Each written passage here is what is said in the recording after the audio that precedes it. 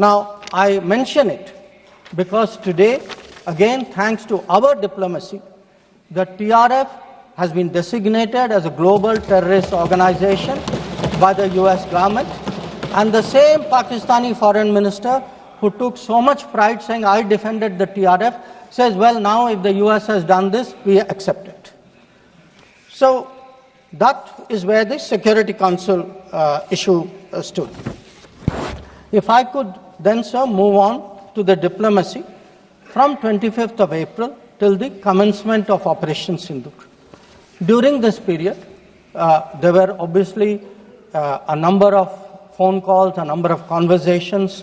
At my level, there were 27 calls. At Prime Minister, I think almost 20 calls. About 35, 40 letters of support came in.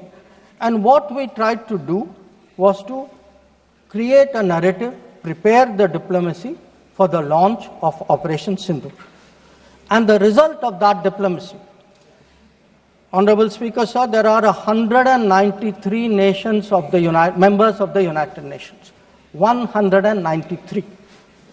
Only 3, apart from Pakistan, opposed Operation Sindoor. Only 3.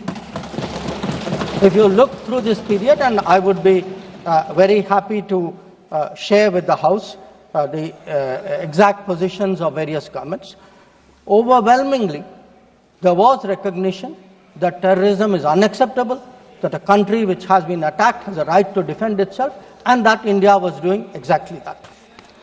Now, when Operation Sindoor was launched, we spelled out our objectives. There was a statement, Honorable Raksha Mantri ji referred to it in his statement, where we put out for the benefit of our own people, for the international community, that Operation Sindoor was hitting the terrorist infrastructure in Pakistan and Pakistan-occupied Jammu and Kashmir, from where terrorist attacks had been planned and launched.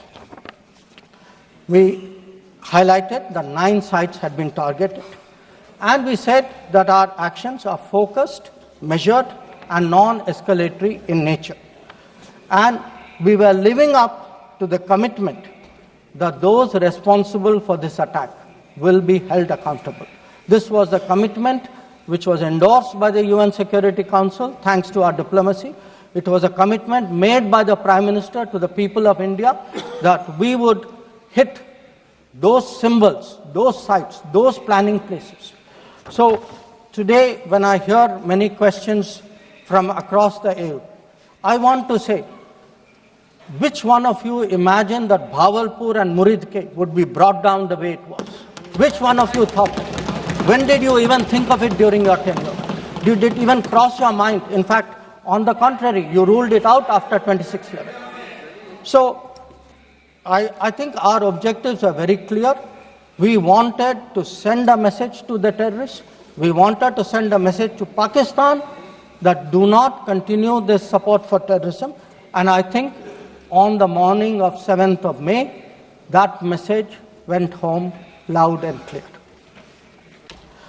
Now, sir, during this period, there was, when the operations were on, when the conflict, when the activities were on, operation is still continuing.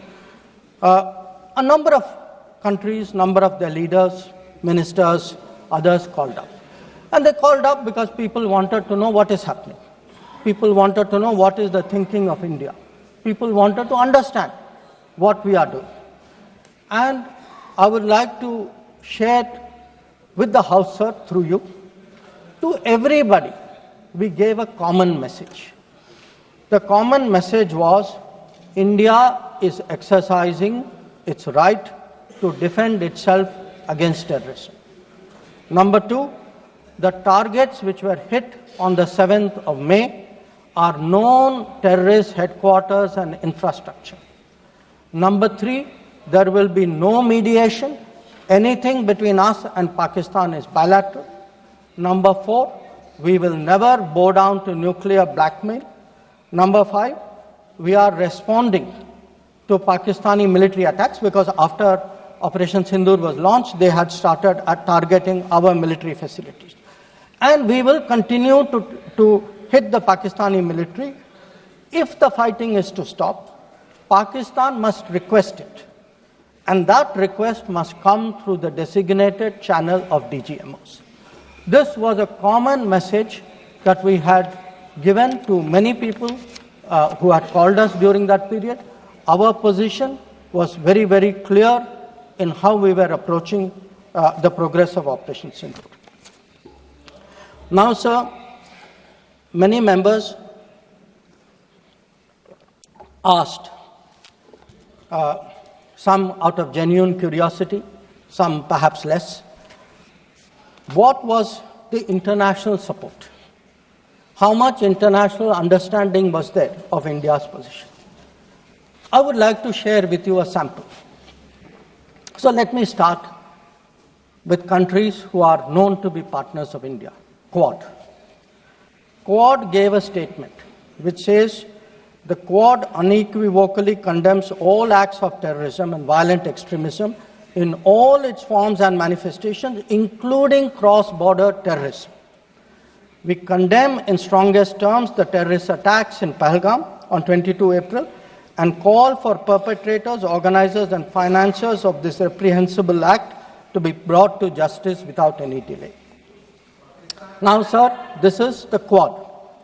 Now let us look at a different grouping, BRICS.